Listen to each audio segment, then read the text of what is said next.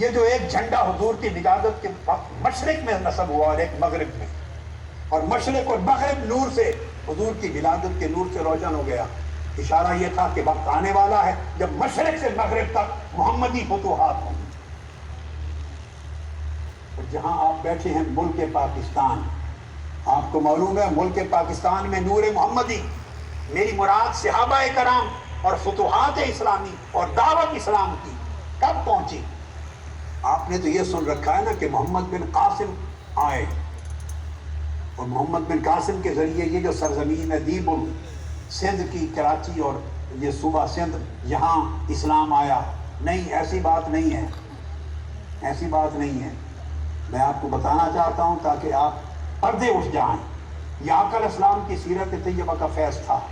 حضور اسلام کا وصال مبارک ہوا 10 ہجری، آپ کا وصال ہوا 10 ہجری، اور 38 ہجری کی بات کر رہا ہوں، صرف 28 برس بعد۔ بولیے کتنے برس؟ 28 برس۔ اور سیدنا علی شیر خدا رضی اللہ تعالیٰ عنہ کا دور خلافت، سیدنا علی شیر خدا رضی اللہ تعالیٰ عنہ کے دور خلافت میں 28 ہجری میں حضرت علی شیر خدا کی خلافت میں حارث بن مرہ العبدی وہ سندھ میں آئے اور سندھ میں فتوحات کیے۔ اسلام صحابہ کرام اور تابعین کے زمانے میں پاکستان کے صوبہ سندھ میں سیدنا علی شیر خدا کے زمانے میں پہنچ گیا۔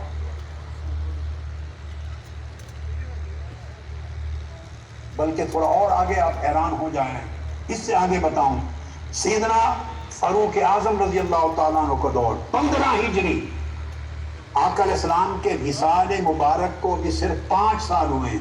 یہ بتانا چاہتا ہوں کیسے مشرق سے مغرب تک جھنڈے لگے، اور کیسے مشرق و مغرب پورا آفاق عالم روشن ہو گیا۔ اشارہ یہ ہے کہ 15 ہجری آقا علیہ السلام کے وصال کا 5واں سال تھا، صرف 5واں سال۔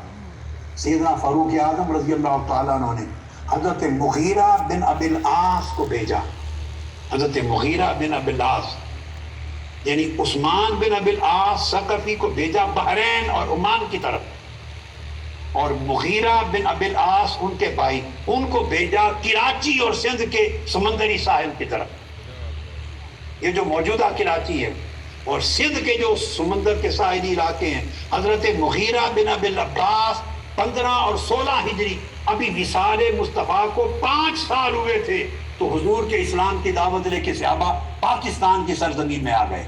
یہاں یہ پیغام تھا آقا علیہ السلام کا۔ اور پھر سیدنا علی شیر خدا کے زمانے میں پھر یہ صحابہ آئے، حارث بن مرہ عبدی کے زمانے میں، اور قیقان جگہ کی اس وقت جو ایران کے سرحدی علاقے کے قریب، خراسان کے قریب تھا، وہاں تک پہنچے اور فتوحات کی جزوی سندھ کی۔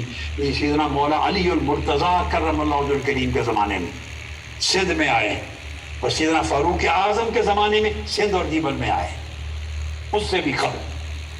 اور جہاں بیٹھے ہیں لاہور، یہ بھی بات سن لیں، آپ کو معلوم ہے کہ لاہور صحابہ کرام کب پہنچے؟ لاہور کی سرحد پر حضور علیہ السلام کے وصال کو صرف 34 سال ہوئے تھے، 34 سال۔ سن 44 ہجری، سن 44 ہجری وصال مبارک کو صرف 34 سال گزرے ہیں۔ صحابہ اور تابعین کا لشکر لاہور کی سرحد میں داخل ہوا، لاہور کی سرحد۔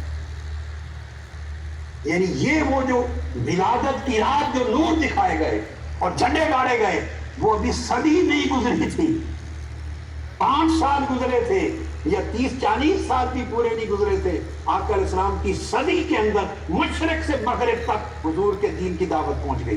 اور سیدنا عثمان غنی رضی اللہ تعالیٰ عنہ کا دور جو خلافت راشدہ کا، اس دور میں ان کا وفد صحابہ کرام کا چائنا کے بادشاہ کے پاس دعوت اسلام لے کر پہنچ گیا۔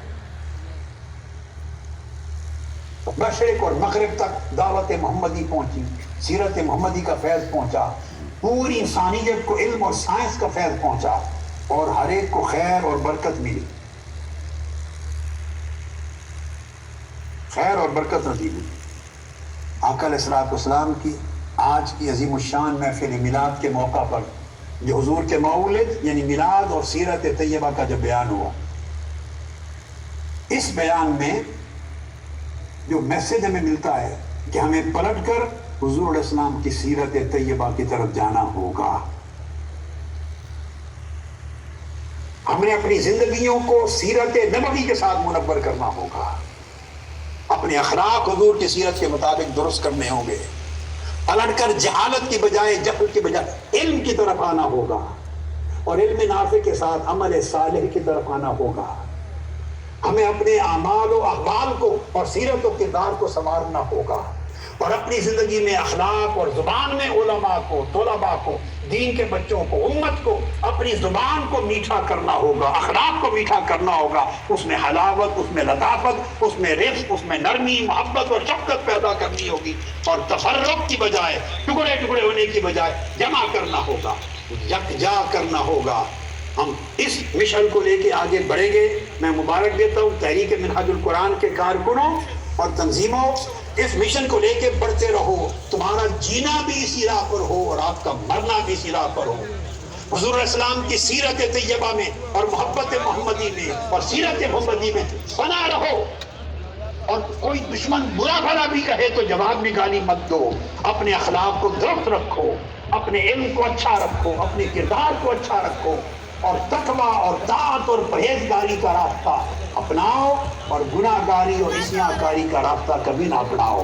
اللہ رب العزت کی رحمت کا سایہ ہمیشہ آپ کے سروں پر ہوگا.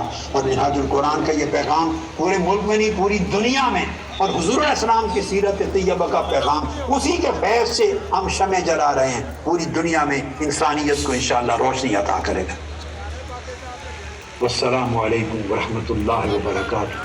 وما علینا الا البلاغ. اختتام پر مبارکباد دیتا ہوں